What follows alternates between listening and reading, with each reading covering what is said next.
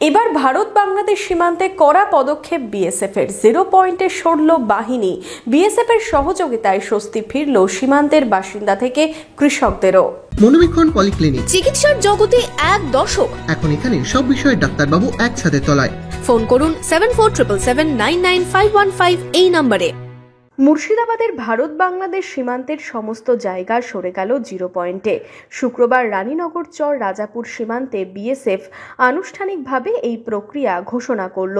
ফলে উঠে গেল সীমান্তের কৃষিজমিতে যাতায়াতের কড়াকড়ি।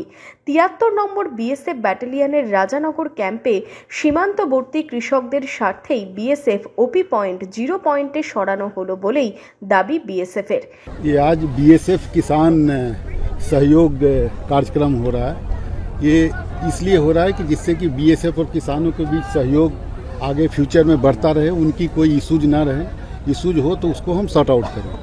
पहले इनके इशूज थे कि बीएसएफ पीछे डोमिनेशन लाइन में थी, क्योंकि यहाँ पर कनेक्टिविटी थी, रोड था, लाइट था, बाकी सुविधा थी।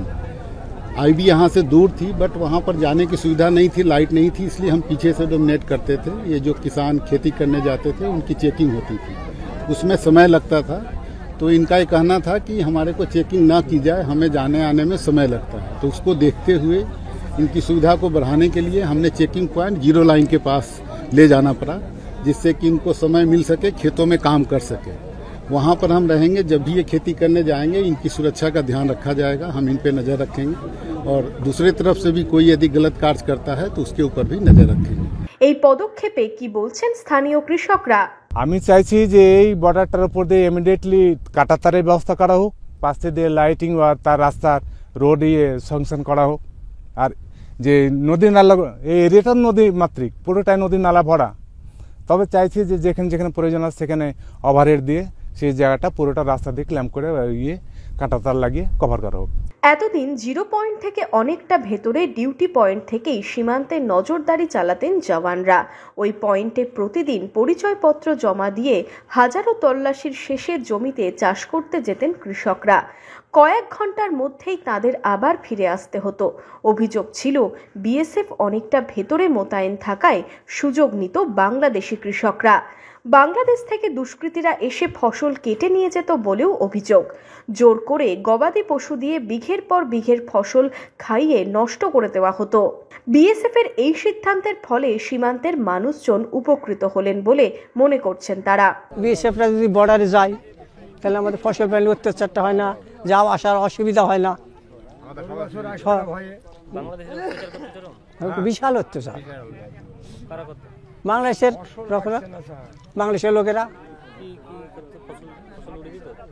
ফসল সব করতে হবে। বিএসএফ ওদের কাছে ডাক দিয়ে হয়তো বলতে গেলে আমরা কি করবো, তোমাদের ফসল তুমি যোগ্য নিয়ে যাও। সমস্যা বলতে গেলে জমির উপর অত্যাচার হয়তো ফসলের উপর, ফসলকে কেটে খাবিয়ে দিত করা, আবার গরু দিয়ে চড়িয়ে দিত। ওরা অনেক দিন ধরে করতো, এখন ইদানিং মোটামুটি দিন 4 থেকে এখন আর আসতে পারে না। ওরা বর্ডারে বিএসএফ যে আর আসতে পারে না। বিএসএফ তো তখন বর্ডারে ছিল না, বিএসএফ তো এদিকে ভিতরে থাকতো।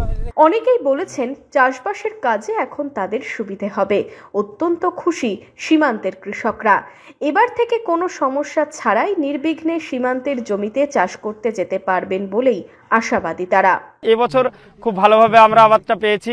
162 নম্বর পিলার 150 মিটারের আন্ডারে বিএসএফ ডিউটি করাতে আমরা খুবই একটু খুশি আছি এখন। হ্যাঁ, খুব ভালো এখন ব্যবস্থা হয়েছে। সীমান্তের কৃষকরা চান সুরক্ষার সাথে চাষবাসের কাজ হোক। রানীনগর চর রাজাপুর থেকে সুব্রত প্রামাণিকের সাথে শুভরাজ সরকারের রিপোর্ট, ইমাজিন কমিউনিটি মিডিয়া।